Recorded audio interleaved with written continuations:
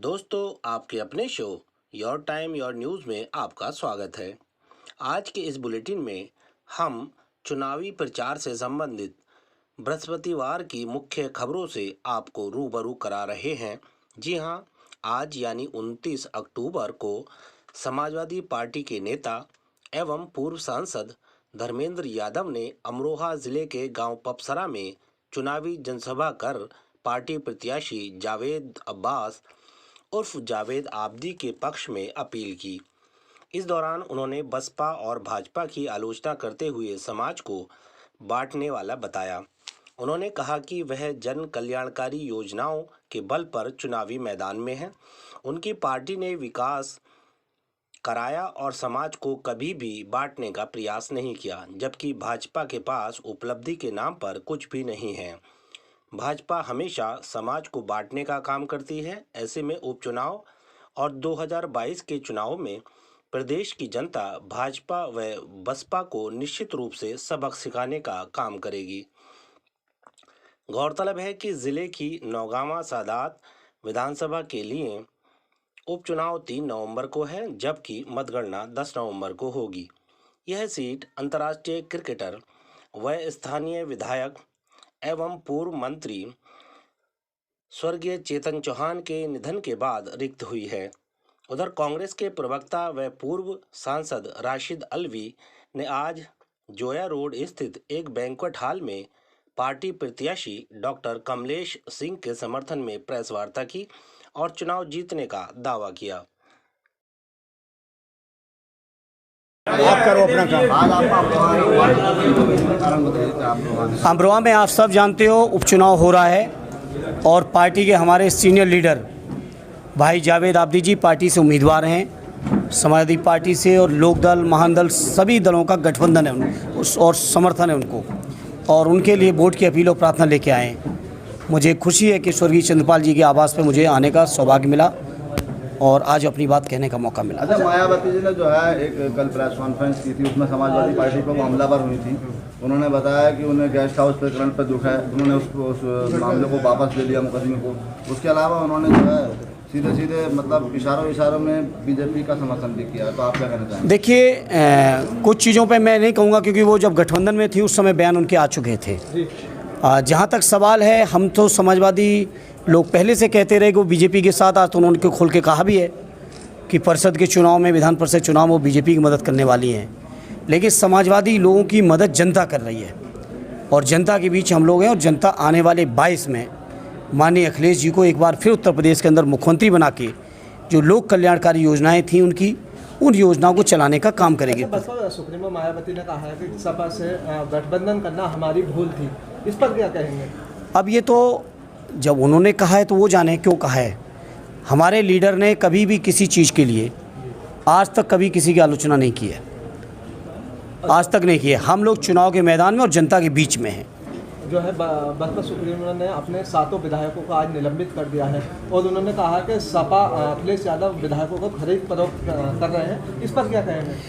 देखिए, कोई कुछ भी कहता रहे, विधायक लोग क्या कह रहे हैं, वो तहे दिल से समाजवादी पार्टी के साथ खड़े रहे तो अच्छी बात है। मैं नहीं समझता इसमें हमारे लिए तो इससे बड़ी खुशी की क्या बात हो सकती है। जिस तरीके से अभी बसपा सुप्रीमो ने ये सब बोला है, अभी चुनावी माहौल चल रहा है, अब चुनाव चल रहे हैं, तो ऐसे में आप लोग इसे किस तरह देख रहे हैं और आप लोगों की तरफ से अगली रणनीति क्या है? देखिए, हम लोग जनता के मुद्दों पर जनता के बीच में हैं, किसानों की समस्याओं को लेकर जनता के बीच में हैं। वो हो सकता है गठबंधन कर रही हों, कभी राज्यसभा में हुआ था, अब परिषद के लिए हो रहा है। उन चीज़ों का समाजवादी पार्टी के ऊपर कोई फ़र्क नहीं।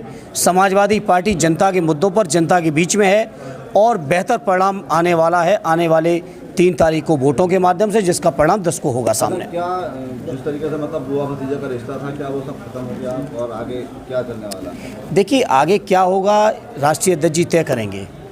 हम लोग चुनाव के मैदान में जनता से अपील लेके आए हैं ऑलरेडी जावेद आब्दी साहब के लिए, और इसलिए लेके आए कि समाजवादी लोगों ने काम किया है। गन्ना किसानों के मूल्य बढ़ाया था, गन्ना किसानों का समय से भुगतान किया था। 3.5 साल की योगी जी की सरकार में भुगतान नहीं हुआ है। लगातार जिस तरह से भाई जयंत चौधरी जी के ऊपर लाठीचार्ज हुआ है, अत्याचार हुआ है, हाथरस से लेके उत्तर प्रदेश का कोई जनपद नहीं जहां हमारी बहनों के साथ, हमारी बेटियों के साथ शोषण, अन्याय और अत्याचार नहीं हो रहा है। इन तमाम मुद्दों को लेकर समाजवादी लोग जनता के बीच में, और जनता का समर्थन समाजवादियों को है, आपने खुद महसूस किया होगा। जिस तरीके जयंत चौधरी जी के साथ लाठीचार्ज हुई है उसको लेकर के आप लोग क्या कहेंगे? हम लोग लगातार इस बात को ये मानते हैं कि लोकतंत्र के लिए बहुत काला अध्याय था ये भाई जयंत चौधरी जी के ऊपर लाठीचार्ज होना। किसी भी राजनीतिक दल के साथी के साथ नहीं होना चाहिए। और मैं खुद ये मानता हूँ, मैं कई जगह गया हूँ लोक दल के साथ मीटिंगों में भी, जयंत चौधरी जी के साथ भी, आदरणीय अजीत सिंह जी के साथ भी। ये जयंत चौधरी के ऊपर ही नहीं है, ये पूरी चौधरी चरण सिंह जी की विरासत के ऊपर है हमला हुआ है, किसानों के ऊपर हमला हुआ है, उनके जज्बातों पर हमला हुआ है, पिछड़ों पर हमला हुआ है। आजम खान साहब जेल में है लगातार, आप लोगों की तरफ से अभी तक पार्टी की तरफ से कोई आंदोलन नहीं, आपको गलत सूचना है। आदरणीय आजम साहब को लेकर लगातार आंदोलन स्वयं राष्ट्रीय अध्यक्ष जी आके रामपुर में किए थे। लगातार राष्ट्रीय अध्यक्ष जी इसके लिए प्रयासरत हैं। चूंकि मसला न्यायिक प्रक्रिया में है, इसलिए न्यायिक तरीके से रास्ता निकालने में आदरणीय राष्ट्रीय अध्यक्ष जी लगे। मेरा एक सवाल है, लोकसभा में बसपा ने सपा से गठबंधन किया था तो एक होने की बात कही थी। आज ऐसा क्या हुआ कि वो उनका कहना है कि जो बसपा पार्टी है, सपा पार्टी है, वो मेरी हत्या करवाना चाहती थी। देखिए, जो कुछ भी कहा है उन्होंने ही कहा है, और जो आपको सवाल करना है वो बसपा से करें, आदरणीय मायावती जी से करें। बस इससे ज़्यादा मुझे कुछ नहीं कहना। हमारे राष्ट्रीय अध्यक्ष जी ने आज तक कुछ नहीं कहा है, ना मैं कहूँगा।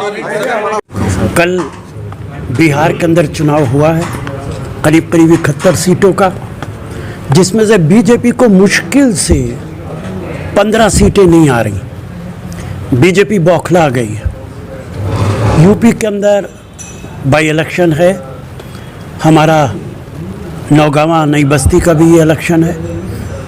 उत्तर प्रदेश के अंदर कानून नाम की कोई चीज़ नहीं रह गई है, जंगल राज है। सरकारी आंकड़ों के मुताबिक, जो केंद्रीय सरकार के आंकड़े हैं, 12 लड़कियों का बलात्कार औसतन हर रोज़ होता है, किडनैपिंग होता है। करीब करीब एक साल के अंदर 60,000 केसेस हुए हैं जो महिलाओं पर जुल्म के खिलाफ हुए हैं। FIR हुई है उन पे जुल्म होने की 60,000 एक साल में। उत्तर प्रदेश में मुख्यमंत्री नाकाम है, सरकार नाकाम है, और ये बाई इलेक्शन इस बात का तय करेगा कि उत्तर प्रदेश किस दिशा में जा रहा है। आज मायावती जी ने प्रेस कॉन्फ्रेंस की है और उन्होंने सफाई के साथ कहा है कि वो भारतीय जनता पार्टी के साथ मिलकर राजनीति करना चाहती है। ये बात हम पहले से जानते हैं। आर्टिकल 370 में वो पार्लियामेंट में बीजेपी के साथ थी, 3 तलाक में साथ थी। अब उन्होंने खुलकर कह दिया है चुनाव कांग्रेस पार्टी और भारतीय जनता पार्टी के बीच। हमें उम्मीद है कि उत्तर प्रदेश के अंदर भी जीतेंगे और बिहार के अंदर हम सरकार बनाएंगे। मध्य प्रदेश में वापस सरकार बनाएंगे, वहाँ पे जो बाई इलेक्शंस हैं उसमें भी हमारी मेजॉरिटी आने वाली है। अब आपको तो क्या लगता है इसके पीछे? अभी मोदी जी कल गए थे देश के प्रधानमंत्री, वो कह के आए कि जंगल राज जहाँ पे है वहाँ वोट मत दो। तो अब ये बिहार में जंगल राज है, ये इस बात का सबूत है। मुझे यकीन है कि बिहार के लोग हमारे प्रधानमंत्री का कहना मानेंगे और वो पहले से मान रहे हैं। वहाँ पे भारतीय जनता पार्टी और नीतीश कुमार का सफाया हो रहा है। वहाँ पे कांग्रेस अलायंस निश्चित तौर से सरकार बना रही है और यूपी के अंदर भी हम लोग बाई इलेक्शंस जीतेंगे। तो ये जो आगजनी हुई है इसकी वजह क्या लगती है आपको? देखिए, मुझे अभी नहीं मालूम है इसकी वजह, पता चल जाएगी। जी जाने, मुझे सिर्फ इतना कहना है कि मायावती जी भारतीय जनता पार्टी की मोहब्बत में सब कुछ भूल गई। वो बीजेपी के साथ खड़ी हैं, कभी वो पर्दे के पीछे मिलती हैं, अब वो बिल्कुल पर्दे के सामने आके बीजेपी के साथ मिल गई हैं। जिस तरीके मुख्यमंत्री जी अमरोहा आए थे तो उन्होंने जनसभा में जो है मुजफ्फरनगर दंगे का हवाला दिया था और जाटों को रिझाने का प्रयास किया था। उत्तर प्रदेश के मुख्यमंत्री को मुख्यमंत्री ही इसलिए बनाया गया है, भारतीय जनता पार्टी के ज़्यादातर मुख्यमंत्री ऐसे हैं जिनका कोई प्रशासन का तजर्बा नहीं, चाहे वो हरियाणा हो चाहे वो यूपी हो। उन्हें वो एक्सपर्ट हैं ऐसे मुद्दे उठाने पे जो कंट्रोवर्शियल मुद्दे हैं, इसलिए वो विकास की बात नहीं करते।